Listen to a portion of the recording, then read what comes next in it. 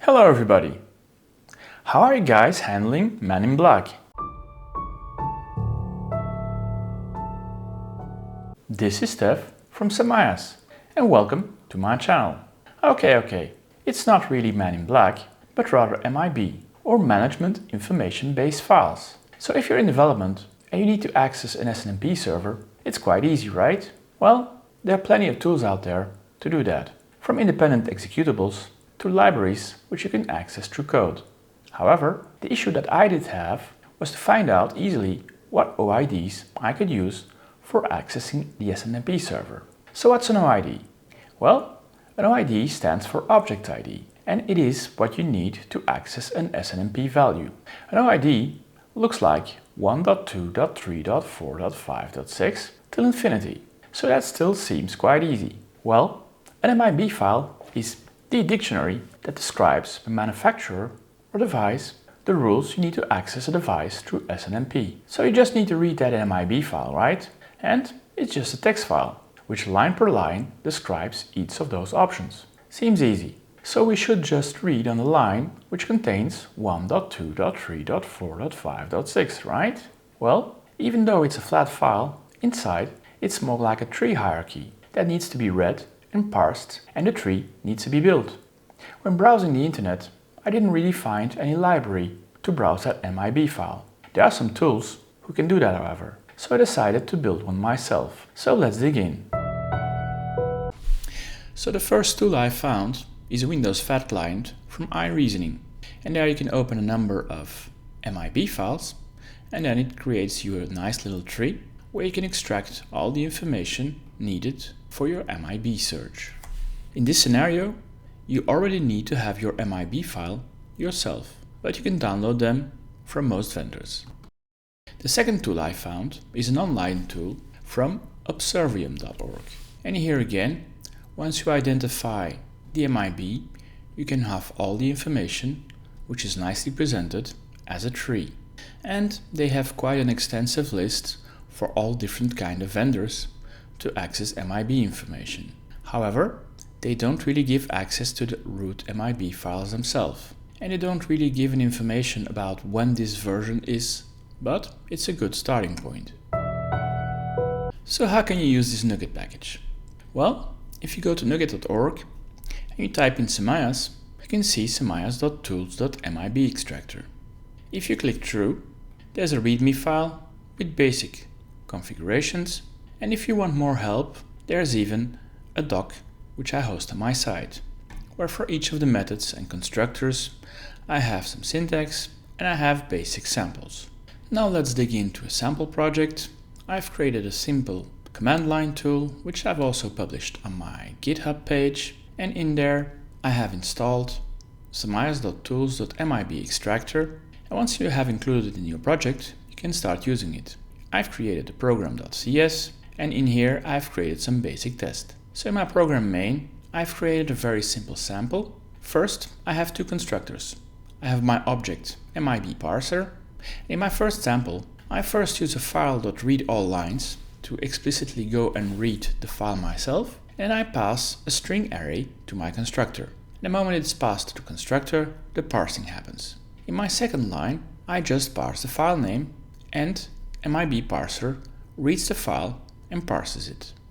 And then, when working through multiple MIB files, even though those MIB files should be correct, depending on what I was able to build, I still came to the conclusion that sometimes those MIB files are not 100% correct and so return warnings.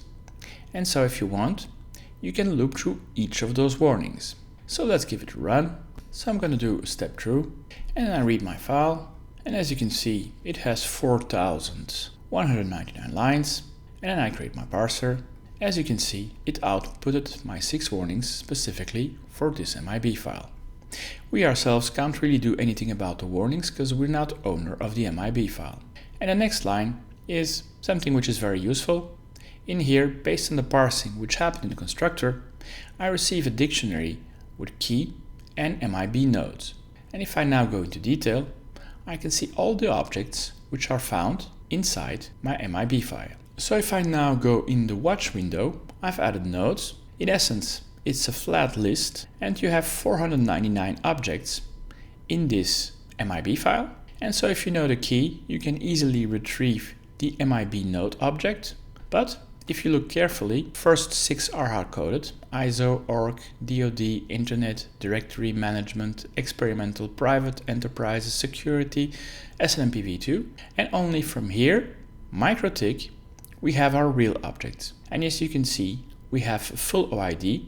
The first is 1, then we have 1.3, then we have 1.3.6, until we come to the real object, 1.3.6.1.4.1.14989.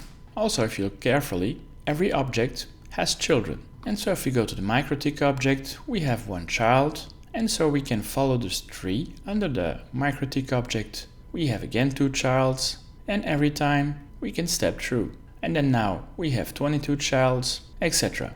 And so we can dig the whole tree programmatically if we choose to. And so our MIB node is composed out of the following objects.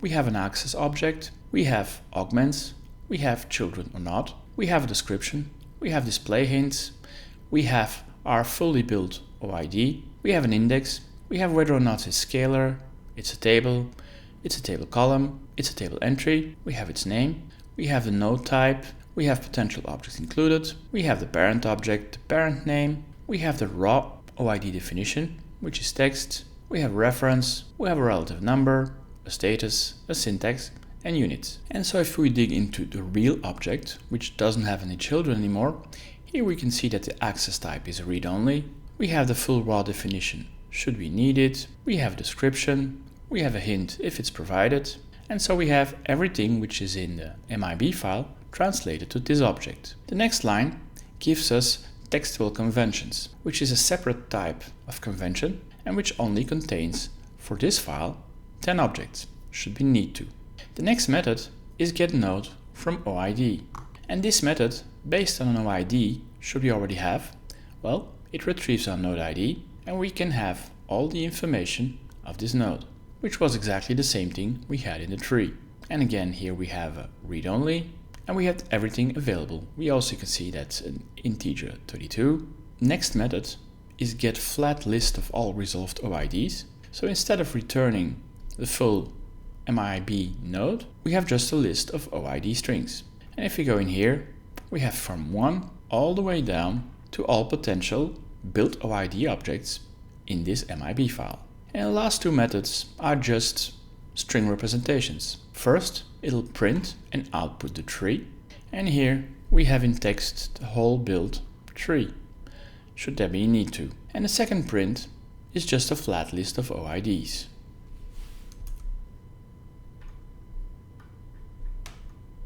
Again, should there be a need. And so these are all the functions available inside the MIB extractor. Well, building this library did take me some time, debugging and testing on a number of different MIB files. But in the end now, it allows me to easily have an access to the full tree or just a flat OID list based on an existing MIB file in code. And this allows me to easily access an SNMP server and each SNMP value specifically for that device. If you guys enjoy this content, please give it a thumbs up, subscribe to this channel and hit the bell sign. Or leave a comment down below.